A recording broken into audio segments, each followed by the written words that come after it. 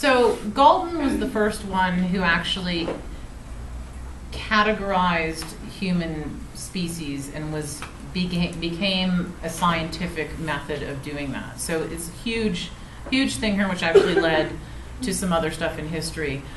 So on the idea of eugenics, has anybody ever heard of eugenics before? Any other topics in history that come up? Emily? Oh, I was just going to say my theorist. Okay, who's your theorist? Goddard. Okay. What about any historical time frames? My bad. I was going to ask you to restate what you just said. I kind of. Okay, so eugenics, he actually termed eugenics, where he was the first person to scientifically categorize human populations based on their capacities, from mental capacities, primarily mental and mental states of being. And again, he being the first person to do that, it created down the road, which we'll talk about in a second, some other historical patterns and controversies. And my question was, is there anything else in eugenics or trying to dictate a population of characteristics that are what we think? What's going on? Oh, I'm sorry. Yeah. Oh, no, I just wanted to comment on eugenics. I know it was eugenics, whitening of the race. Yeah. In Exactly. South America, I'm reading about it in Brazil, and that was for population and segregating and stuff. So. Right on, exactly. Also, Nazi Germany is a huge one. The idea came historically back from Galton. And anyway, okay, onward. Anne-Marie, please read to us. Galton estimates from his field observations that African people were 2 grades below Anglo-Saxons in the normal frequency distribution of general mental ability.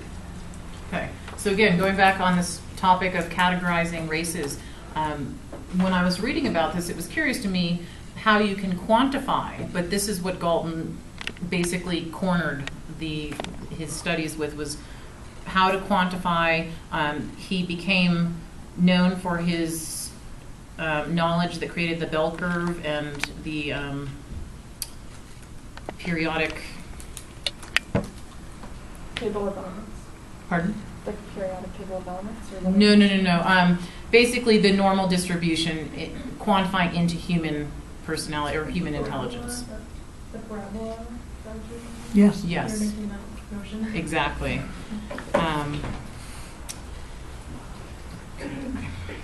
Alyssa, could you please read? In 1925, Louis Terman takes Galton's ideas and theories of natural ability by defining mental ability and genius into a scoring system on the Stanford-Binet intelligence test. Galton's belief in the adaptive value of natural ability became thereby translated into widespread conviction that general intelligence provides the single most psychological factor underlying success in life. Thank you. Twos, can you please teach the ones about what Galton thought was the single most important factor in intelligence? Teach. Okay.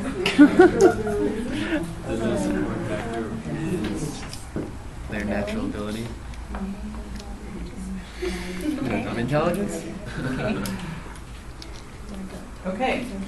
So the Stanford-Binet intelligence test is still used today. It's in its 5th edition, but the roots of that intelligence test are from Francis Galton and his ideas on quantifying human intelligence.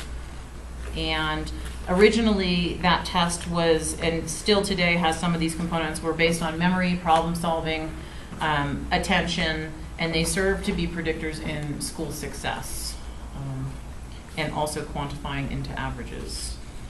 Okay, and Brittany, could you please read? His recognition as the father of behavioral genetics came from his studies on twins.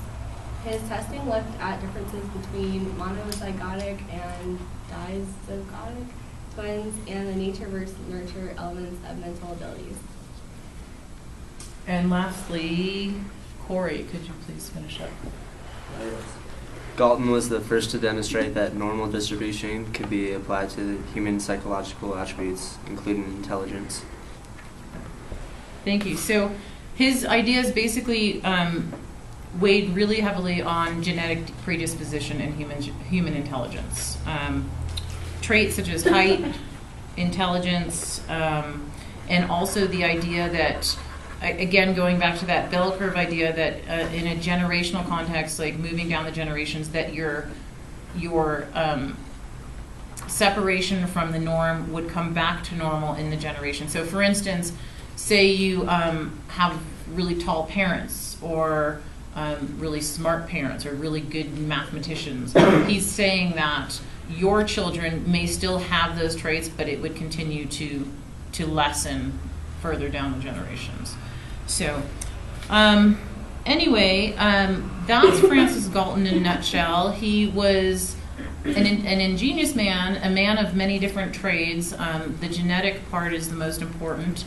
The work he did that also stemmed into the future and how he is able to still today have effects on the intelligence tests. And the article I read continued to state that he is still used in many magazines and periodicals today, his voice and his reason. And any questions on Francis Galton? What do you think of his ideas, anybody? I think he said about African Americans was kind of racist or prejudiced. A little or controversial? whatever. Yeah. Yeah, definitely. But I feel like, throughout history, like especially in the past, white people they kind of like viewed themselves like superior beings in a way. So, especially from the age he was in.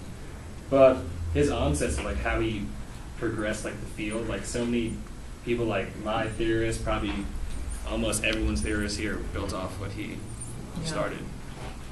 Yeah, I thought it was interesting, the stuff with, the quantifying the minds, because for me, I come from a sociology background, and I think immediately I started questioning the context of the information, and my thoughts went to, well, you're judging intelligence on a totally different culture, and if they were to make an intelligent test and test us, how would we fit in? Like how it goes both ways, because culture is such a huge, meaning systems are so different for different cultures, and finding ways to quantify that, to me, I think is questionable. I see valid parts, but I think it's very questionable and controversial in many ways. It has to do with like what we think is intelligent, or what actual activities makes people think that you are smart or valid. Yeah. Why, if it's valid in our system, is it necessarily, and vice versa. So, any other comments or questions?